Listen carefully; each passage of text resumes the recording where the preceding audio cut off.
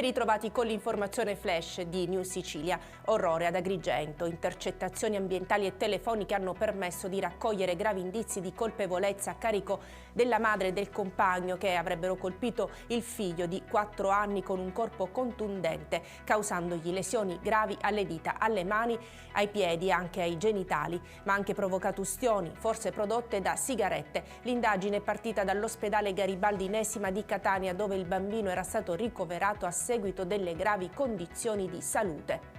Ancora sangue lungo le strade siciliane. Questa volta un incidente mortale si è verificato ad Enna sulla strada statale 117. A perdere la vita è Laura Pizzi di 63 anni. Sul posto sono intervenuti i soccorritori del 118, ma ogni tentativo di rianimazione è stato vano.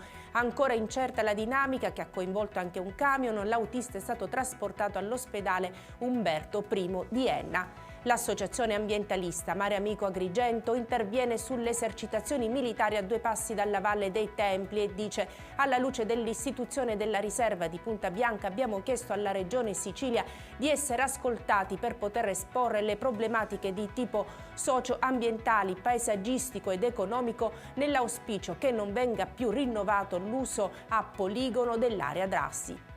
L'ennesima notizia di minacce e aggressioni consumate nelle strutture ospedaliere ai danni di medici e personale sanitario. Questa volta è successo a Partinico, dove il figlio di 40 anni di Palermo ha aggredito e minacciato il medico che gli aveva appena dato la notizia della morte della madre. È intervenuta la polizia. Con questa notizia per adesso è tutto, grazie per averci seguito e arrivederci.